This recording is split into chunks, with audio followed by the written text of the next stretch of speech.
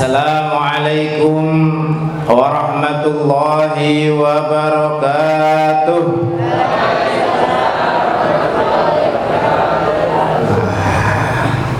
Pindah meleh tambah semangat nggih. Ngoten Bu nggih? Nggih. Sampai goyang menten lho bangunane niki. Assalamualaikum warahmatullahi wabarakatuh.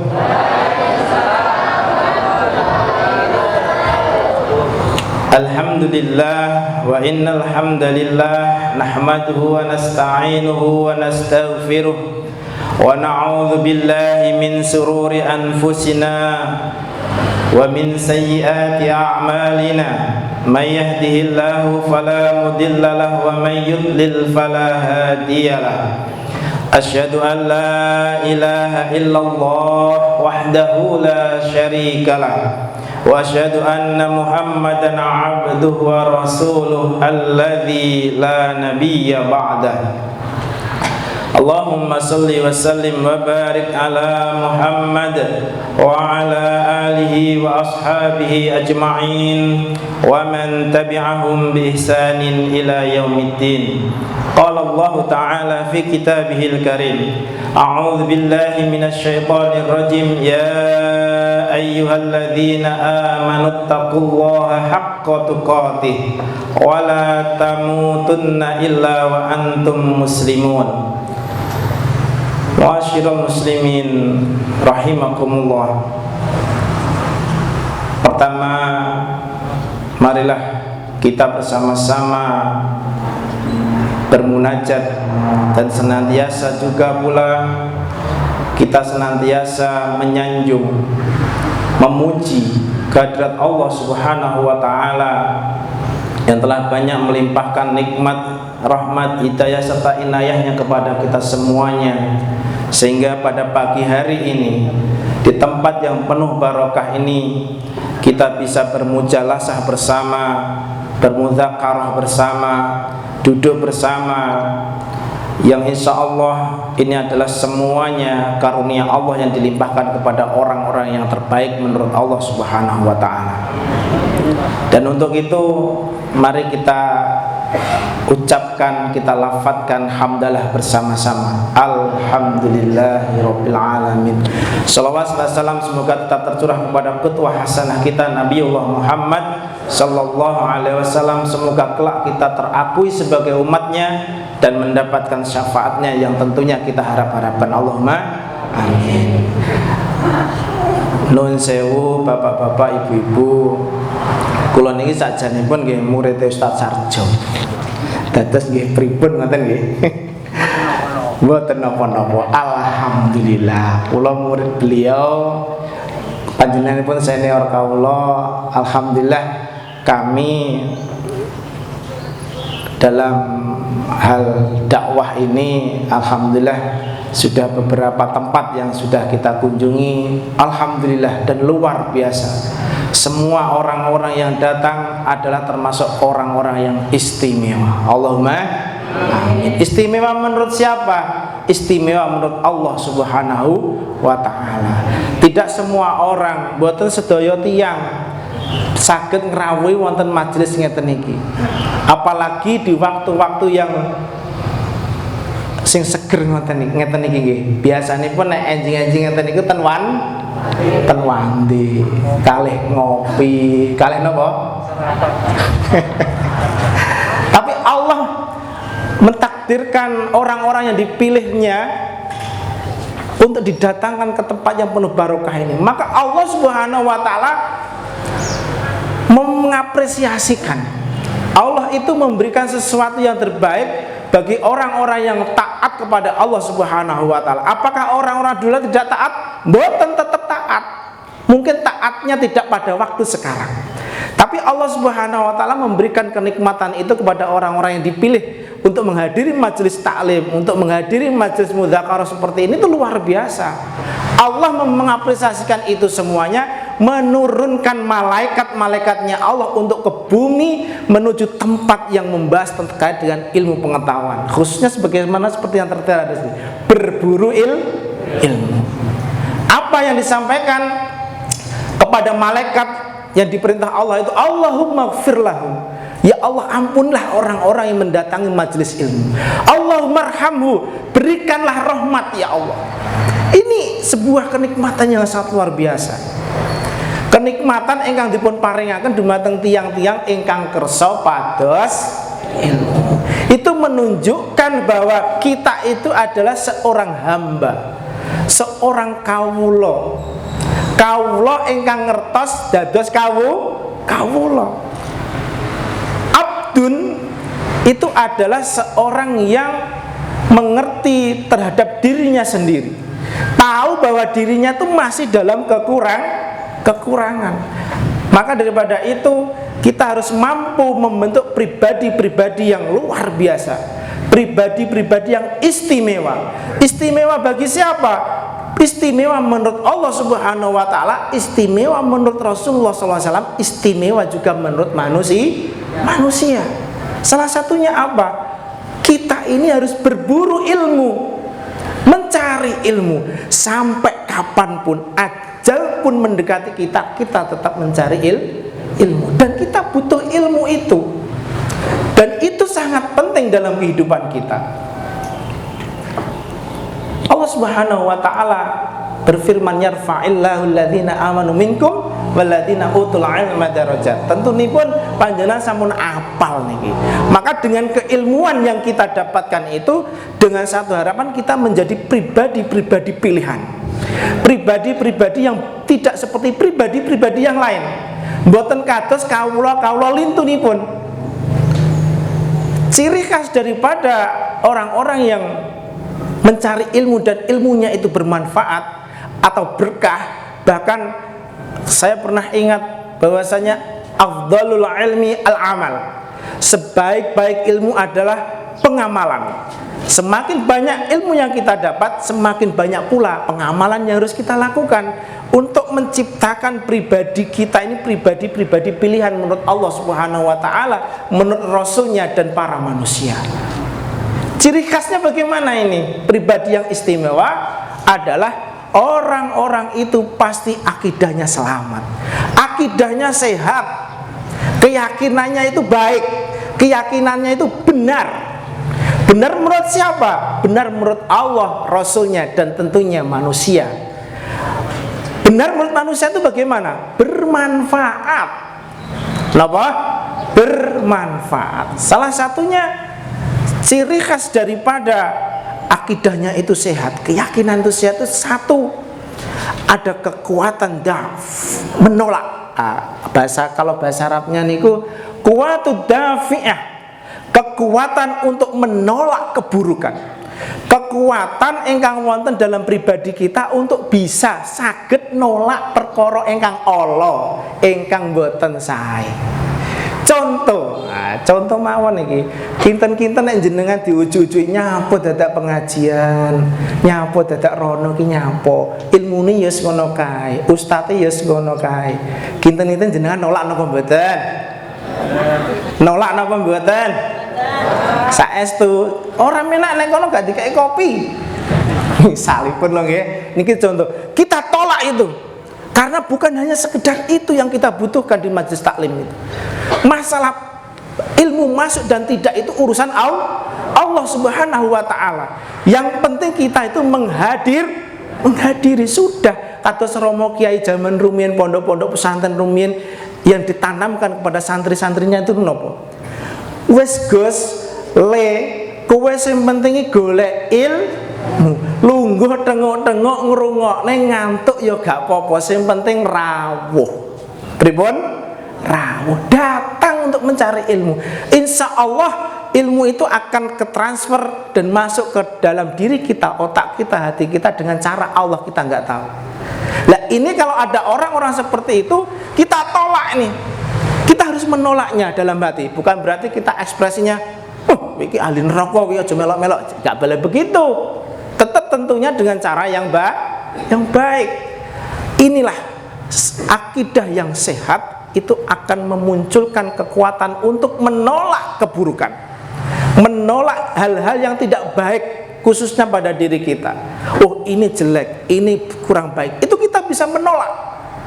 Saya itu Seharusnya kalau sudah banyak ilmu, banyak mendatangi majelis taklim, sudah diterangkan terkait dengan Al-Quran misalipun ya, maos Al-Quran tuh ngeten fadilai bla bla bla bla bla bla, tentunya orang itu akan meningkatkan pengamalannya.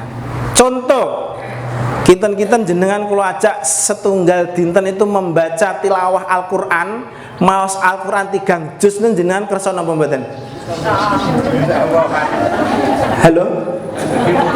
Kinten-kinten loh, niki baik toh nggih. Nek nolak berarti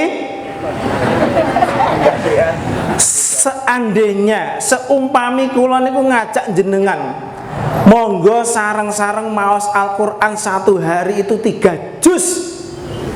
Kinten-kinten jenengan nolak napa mboten? Nek ajakane nolak, prakteknya nek ajakane mboten nolak tapi praktek itu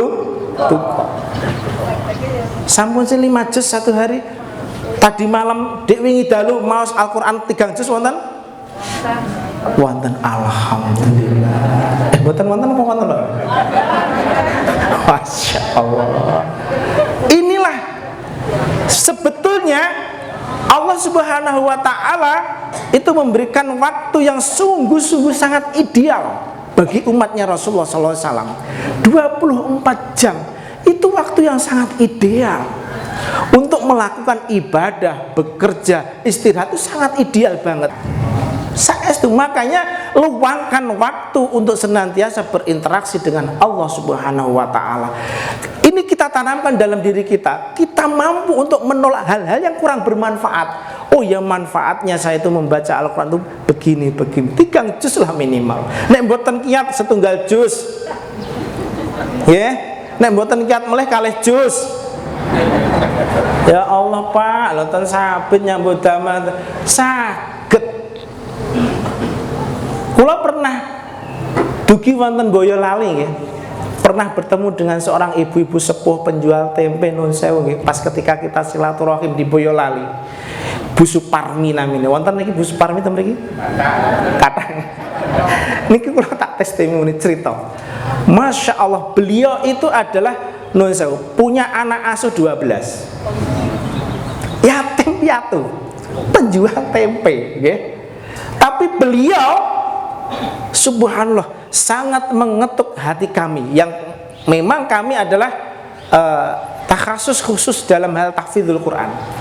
Makanya ketika itu kaulo tangklet, Mbah nuwun sewu, ngeten iki nek maos Al-Quran larane pripun? Nggih kalih juz Mas, sedinten. Masya Allah. Lah nek panjenengan kula niki sekawan juz Mas. Masya Allah. 1 hari itu 4 juz panjenenganipun Mbah Suparmi. Luang waktunya sempit kalau kita lihat secara sistematis atau matematis sempit. Bahkan kita niku malah lebih longgar daripada beliau. Masya Allah. Jenengan kiat napa mboten Pak Bu? 4 juz mawon lah pun saya kata-kata. Pun saya kata-kata niku sekawan. Kalau jenengan sudah mampu menolak hal-hal seperti ini, menolak dalam arti oh iya berarti ini baik, ini kalau saya tidak 3 juz ini kurang baik, ini kita bisa menolak dalam hal ini. Oh, akidah kita luar biasa. Ini ciri khasnya seperti itu. Kita diajak sholat tapi kita menolak, itu juga nggak baik. Kalau ada orang sebaliknya mengajak kita tidak untuk mendatangi ini, wah kita tolak, itu juga baik. Artinya di ciri yang kedua adalah kuwatul hadiyah, kekuatan untuk bisa menempatkan pada sesuatu dalam hal kebenaran. Di sisi lain bersamaan kita menolak keburukan, berkebersamaan itu pula kita menempatkan kebaikan pada diri kita. Contoh, tadi kita di ujung-ujungnya buatan rawuh temriki. Untuk mencari ilmu kita diuju-ujui saudara kita atau teman kita, oh jorono, tapi kita tetap menolak itu dan datang ke tempat ini sudah satu paket. Ada kekuatan menolak keburukan, kebersamaan itu pula kita menempatkan pada tempat yang benar, tetap rawuh wonten mriki. Itulah orang itu mempunyai akidah yang sehat, keyakinan yang sehat. Sepakat nopo mboten iki? Sepakat. Nek kula ajak tigang jus kinten-kinten jenengan awal niki. Kula jujur mawon niki. Awal. Tapi nek saged, wah, mantap, luar biasa. Terus selanjutnya ciri khas yang terakhir itu ada kuwatur rabithah. Apa itu kuwatur rabithah? Kekuatan untuk menyatukan kebersamaan. Kekuatan kangge membentuk junudun, barisan-barisan orang-orang yang dalam hal kebaikan bersatu. Niku nek kula onceki satu paket satu-satu ya. Misale aja rono pengajiane wonge gak jenggoten. Nuwun sewu lho nggih. Nuwun sewu niki. Oh ya wis gak sarono. Gak jenggoten wong. Kula kan mboten jenggoten. Nggih to? Wis gak sarono, misale ngoten nuwun sewu ini contoh. Terus jenengan nolak nih. Wah, yang penting ilmunya. Jenengan rawuh ngoten mriki. Sudah dua item sudah terlaksanakan oleh kehidupan kita atau diri kita. Sudah lolos. Ketiga, bersatu. Kuwatur rabithah. Ada kekuatan. Sesama muslim itu harus bersatu. Al-arwahu junudun mujannadah. Kita itu diciptakan ruh-ruh yang berbaris-baris untuk menjadi pasukan-pasukan dalam hal kebaikan. Tidak boleh bercerai-berai. Cara berpikir boleh beda, saged benten, boleh. Tapi hal kebersamaan tetap kita jalin. Contoh nuwun sewu. Ibu-ibu ingkang putra wayahe sedasa wonten mboten? Sing yogane sedasa wonten apa mboten? Bu, sing yogane jenengan sedasa wonten? Wonten sedereng, bapaknya berarti siap melanjutkan. Dari sekian banyak anak yang kita miliki, kinten-kinten dahare sami sekul, nggih mboten? Bumbune nggih sami yang diciptakan oleh orang tuanya ibu niku. Tapi cara berpikirnya tetap beda. Begitulah kehidupan. Begitu juga kita. Kita dalam kebersamaan Islam ini kita harus bersatu. Bukan karena hal-hal yang secara mahdoh itu mungkin bolehlah kita itu berbeda cara pandang. Zaman sahabat ini nggih ngoten, sami. Cara berpikir beda itu sejak zaman Rasulullah itu sudah ada. Tapi tetap bersatu. Ini kok mboten pakai gamis. Ini kok mboten pakai batik. Oh, gak usah dimori. Enggak boleh begitu. Selama rukun Islamnya sama. Rukun Islam niku wonten pinten? Gangsal. Lho nggih. Rukun Islam wonten? Gangsal. Nggih. Rukun iman ada 6. Selama itu sama saudara kita. Apapun pakaiannya, apapun jenisnya orang itu, apapun rasnya, apapun suku, saudara kita. Kan Rasulullah telah mengajarkan kepada kita. Gusti Kanjeng Nabi baginda Rasulullah SAW mengajarkan kepada kita bagaimana untuk menciptakan kerukunan sesama saudara seiman. Kalau sudah rukun, tidak terpecah belah. Inilah ciri khas daripada orang-orang yang akidahnya itu sehat. Gimana buktinya saat ini di Indonesia, pripun? Kurang sehat. Ini kenapa? Karena cara berpikir beda, kita berbeda. Nggak mau berteman, nggak mau mensilaturahimi, buatan pernah menyapa, bahkan kita pasang sinis dengan wajah yang begitu menyeramkan kayak monster. Wah, jenggotnya medeni men. Nuwun sewu nggih, pakaiannya kadang itu menjadi pembeda di antara kita. Mboten pareng, Pak Bu. Ketika akidah kita ingin selamat di hadapan Allah Subhanahu wa taala, kita bermanfaat kepada orang lain. Sebagaimana disampaikan dalam Al-Qur'an, orang muslim itu harus seperti pohon. Kados wit yang berbuah, yang dimana ketika lingkungannya itu ada orang atau ada siapapun dari pohon itu, orang itu bisa mengambil manfaat daripada pohon itu. Entah manfaat yang diambil dari sisi manapun. Itulah contoh-contoh orang-orang yang istimewa di hadapan Allah Subhanahu wa taala. Keyakinannya sehat. Kalau di sana saling memojokkan, di sana saling membuli, sesama muslim saling membuli, Masya Allah. Bahkan yang tidak muslim tidak dibully. Lucu kan ya? Inilah kehidupan manusia. Maka mari kita bersama-sama untuk meningkatkan, berburu ilmu, untuk meningkatkan wawasan kita menjadi wawasannya lebih luas, sehingga kita itu lebih bijak dalam hal menyimpulkan sesuatu. Sepakat mau betul nih? Sepakat nih? Jangan karena perbedaan pakaian, jangan perbedaan cara berpikir kita menjadi terpecah belah. Sekali lagi kalau ngimutakan al-arwahu junudun mujannada, kita itu diciptakan sebagai ruh-ruh yang berbaris-baris, yang rapi. Ngeten iki lho, ini rapi to nggih. Padahal ini cara berpikirnya benten-benten loh.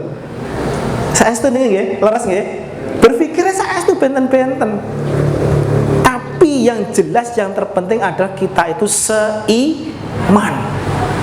Mari kita bersatu padu untuk menciptakan bumi ini, bumi yang dicintai oleh Allah Subhanahu wa taala. Rezeki akan melimpah ruah, baik rezeki dari langit maupun dari bumi. Ini ku rumusnya. Kalau kita ingin banyak rezeki, yaitu akidah kita diselamatkan dulu. Cirinya seperti yang saya sampaikan tadi. Jangan sampai Allah itu benci kepada kita. Sebetulnya saat ini Allah pun mboten anu nggih. Kadose Allah menurunkan hujan, ini turun hujan apa mboten? Allah itu menurunkan hujan itu terkadang Bu nggih nuwun sewu, karena cintanya Allah kepada makhluk-makhluknya Allah selain kita. Terkadang Masya Allah, kan orang itu kan banyak maksiat, ngene. Kalau maksiat itu banyak, maka rezeki itu akan tertutup, terhalang. Makanya Allah itu terkadang, mohon maaf bahasa kula terkadang ya, ketika menurunkan hujan itu sebetulnya hanya sebatas untuk menghidupi hewan-hewan yang diciptakan Allah Subhanahu wa taala yang membutuhkan air. Karena mereka tidak banyak dosa, mereka taat kepada Allah, bertasbih kepada Allah Subhanahu wa taala setiap waktu, bahkan setiap detik. Kita manusia yang banyak dosa ini, mungkin kita itu banyak punya jasa, kita tuh utang budi kepada hewan-hewan yang diciptakan oleh Allah Subhanahu wa taala, karena diturunkan hujan karena mereka, bukan karena kita. Berapa banyak perilaku syirik, berapa banyak perilaku maksiat yang kita lakukan sehingga Allah marah, misalkan begitu. Kan kada sinten sing mboten gadhe dosa ingkang rawuh niku. Kadose ahli swarga sedaya niku. Allahumma amin. Dosane kathah. Sami berarti. Ya, Masya Allah. Inilah ciri khasnya nggih. Jam pinten iki? Oh, sedang nih. Itu ciri khasnya. Satu, ada kekuatan untuk menolak keburukan. Dua, ada kekuatan untuk menempatkan dirinya pada tempat atau jalan yang benar. Ketiga adalah kekuatan untuk bersatu dan menyatukan umat. Bersatu sepakat nggih. Saestu lho niki. Bersatu sepakat. Alhamdulillah. Walaupun ada perbedaan dalam cara kita beribadah, itu tidak menjadikan persoalan untuk kita berjauhan, untuk menjadikan kita menjadi jarak pemisah. Jangan sampai terjadi seperti itu. Nggih? Setuju nggih? Nika jilbabe duwawa, risih aku. Lah nika sing jilbabnya panjang nuwun sewu nggih, melihat jilbab sing pendek, enggak syar'i. Apakah kita seperti itu? Oh, jangan. Jangan seperti itu. Kalau itu memang kurang pas, kita dekati, kita beri pengetahuan, tidak harus dijauhi. Kalau kita menjauh, semakin jauh, kita itu akan terpecah belah. Kalau sudah terpecah belah, zaman keemasan Islam itu tidak akan terwujud di muka bumi ini. Masya Allah. Dari sekian cerita yang sudah kami sampaikan, masih ada lagi sesuatu yang perlu kami sampaikan di sini, adalah pribadi-pribadi istimewa yang diharapkan Allah dan Rasulnya itu adalah matinul khuluq, orang yang mempunyai akhlak yang baik. Akhlak apa? Akhlakul karimah. Kalau sudah akidahnya sehat, maka itu akan muncul akhlak yang mulia, baik akhlak di hadapan manusia, bahkan juga akhlak kepada Allah Subhanahu wa taala, akhlak kepada Rasulnya. Kenapa demikian? Semuanya itu al-adab. Al-adabu fauqal ilmi. Adab itu ada di atas ilmu. Jenengan pinter sak gunung lawu dure, ning nek akhlak kita itu kurang baik atau tidak menyenangkan, ilmu yang kita miliki itu tidak akan punya nilai di hadapan manusia. Kita tidak akan pernah mampu memberikan manfaat atau keberkahan kepada manusia karena perilaku atau tingkah laku yang kita lakukan, karena tidak baik. Minimal kita itu di keluarga kita sebagai bapak itu menjadi pimpinan yang baik, yang punya akhlak yang baik. Nun saya bapak nek jenengan manggil ibu pripun? Ayang nopo? Nopo baik. Sebutan-sebutan ini akhlak loh, Bu. Bakung, Mbak Putri, kalau yang masih muda saya yakin ayang lah, say dan lain sebagainya. Nek kula mboten. Kekasihku tercinta. Lho saestu lho, jenengan mesti gujeng lho niku. Saestu niku. Bidadariku. Saestu itu. Sering saya ucapkan itu. Karena ini diajarkan Rasulullah. Akhlak Rasulullah sallallahu alaihi wasallam. Ya Humaira. Napa artine? Kemerah-merahan lho, sakniki gampel. Gini apa mboten? Bukan yang itu yang dimasukkan Humaira itu.